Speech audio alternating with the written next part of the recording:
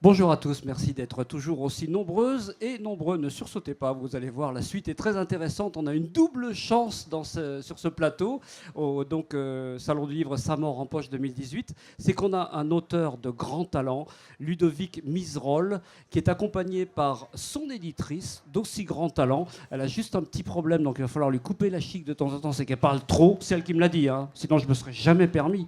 On va commencer par présenter les livres de Ludovic Miserol. Et ensuite, vous allez nous parler un peu de la ligne éditoriale de French Pulp. Vous avez compris, c'est des blagues entre nous. On se connaît bien, on s'aime bien. Le premier livre de Ludovic qui est sorti chez French Pulp et qui a fait un carton s'appelle Rosalie Lamorlière. Il va nous en parler un petit peu plus tout à l'heure. Rosalie Lamorlière, voilà, il faut que je le laisse par là pour qu'on ait le temps de le photographier, de le filmer comme il faut. Et le deuxième qui cartonne encore plus, c'est un titre qui interpelle, qui semble assez étrange, Zamor, le nègre républicain. Alors là, il va nous expliquer tout ça, Ludovic, en détail. Et ensuite, ou peut-être même avant d'ailleurs, si vous voulez bien, vous allez nous donner un peu la ligne éditoriale de French Pulp. Et ensuite, on comprendra mieux, donc comme ça, quel est l'ouvrage de Ludovic. French Pulp Édition est une maison uniquement consacrée à la littérature francophone. Nous n'avons pas d'auteurs étrangers, si ce n'est belges, suisses, canadiens, etc. Et qui ne s'adresse qu'à la littérature populaire au sens noble du terme, avec 7 collections, polar, anticipation, espionnage, angoisse, grand roman saga, et puis Les Féroces, qui sont une collection d'exofiction. Cette maison est basée sur un fonds que j'ai repris et qui vient de toute la carrière de mon époux, avec 3000 titres de littérature populaire qui sont des gens comme des œuvres entières, comme celles de Gégé Arnaud, de Stéphane Vull, de Francis Ric, de Michel Lebrun, etc. Parce que je pense que toute cette grande littérature populaire est celle qui souvent reste dans l'histoire de la littérature générale, d'une part, et que d'autre part, nous avons assez de grands auteurs pour ne pas les oublier et pour les travailler. Ça, c'est pour le fond, je dirais. Et les nouveaux auteurs, ceux qui arrivent... Alors, les nouveaux auteurs sont travaillés à raison de 3 titres de nouveautés par mois. Par mois, d'accord. En répondant toujours à ces collections, à ces 7 collections. Et en un mois, vous aurez un grand roman historique de Ludovic Miserol, accompagné d'un roman noir de Jacques Sausset, et puis d'un roman d'angoisse de Fabio Micheli, ou alors ce sera la nouvelle série des Nestor Burma dans le Paris d'aujourd'hui, puisque je gère l'œuvre de Léo Mallet, et que son fils m'a permis de me servir du nom de Nestor Burma. Il n'y avait pas de raison que les Anglais réadaptent Sherlock et que nous ne réadaptions pas notre plus grand détective, Exactement, Nestor Burma. Bien sûr, oui. Voilà, dans le Paris et l'Europe d'aujourd'hui. Pour en faire une transition, un trait d'union avec Ludovic, dont on va parler juste, après on va lui donner la parole. Comment vous êtes amenés à travailler ensemble? Comment vous l'avez trouvé, entre guillemets? C'est lui qui a postulé? Non, je pense qu'on a commencé par avoir un certain nombre d'auteurs de talent. Et vous savez, je dis toujours, il faut s'adresser au bon Dieu et pas à ses saints. Donc les auteurs viennent nous voir, on lit beaucoup, on travaille les textes. C'est une maison dans laquelle il y a 9 personnes qui sont très impliquées. J'ai une super équipe de jeunes qui vont de 20 ans à 45 ans, en dehors de moi qui suis beaucoup plus vieille, mais qui gèrent le fond.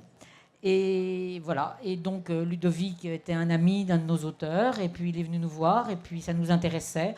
Et maintenant l'équipe est, on peut dire, bouclée à 85%, parce que je ne veux pas traiter plus de 3, maximum 4 nouveautés par mois, parce que sinon on ne peut pas s'occuper des auteurs. Bien sûr, c'est la rançon un petit peu de la qualité et puis du suivi des auteurs. C'est très important. Une excellente transition donc, pour parler de Ludovic et de votre travail.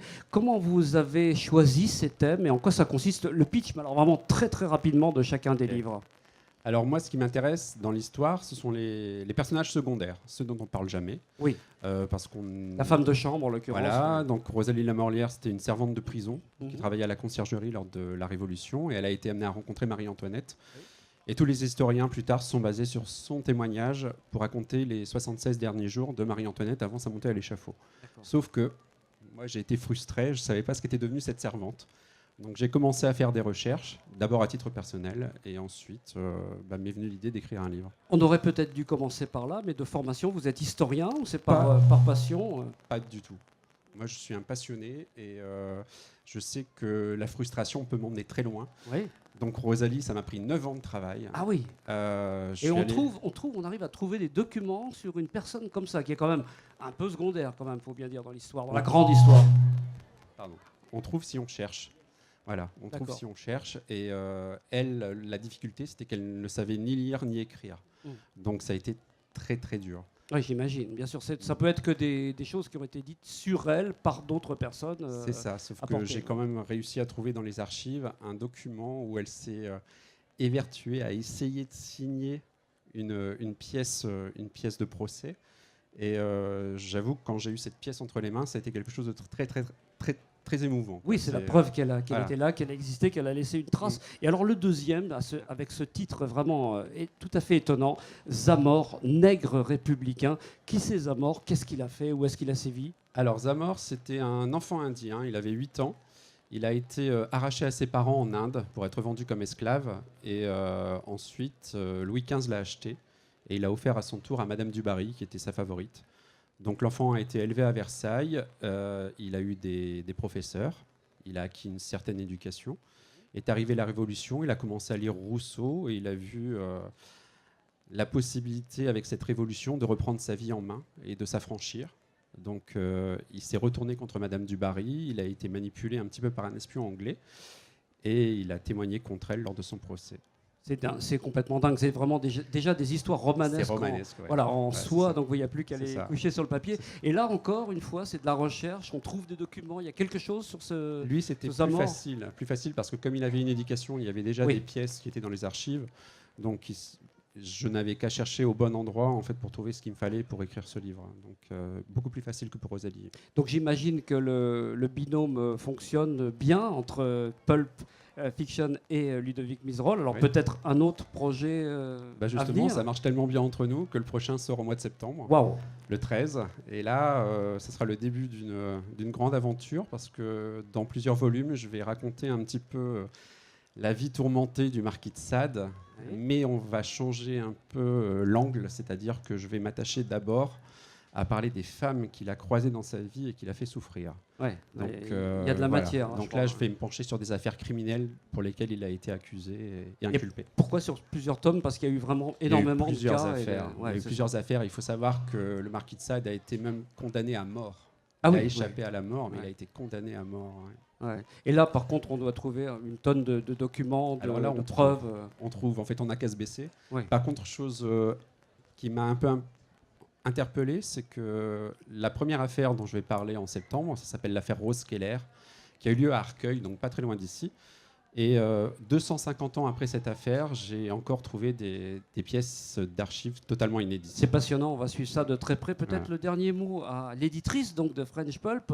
Quels sont vos projets d'avenir? Quels sont les auteurs que vous avez en ligne de mire et qui vont sortir bientôt? Continuer à faire de la littérature populaire parce que je pense que c'est celle qui apporte le plus de culture. Et on a des auteurs comme Jérôme Leroy qui sont rentrés, Michel Quin, Fabio Micheli, Jacques Sausset avec un roman extraordinaire noir. Ce ne sont plus ces personnages récurrents, mais c'est le vrai roman noir au mois d'octobre. On a toute la série des Nestor Burma avec Nadine Monfils, Daniel Thierry, Hubert Prolongo et bien d'autres. Voilà. Mais, Quel nom, c'est magnifique. Bah, on tout vous souhaite Merci. une longue vie avec déjà à faire vivre le fond actuel et puis à continuer à faire perdurer cette tradition avec de j'espère. nouveaux auteurs. Merci à Merci. tous les deux. Merci à Ludovic Miserol, donc Pulp Fiction, je vous demande de les applaudir s'il vous plaît.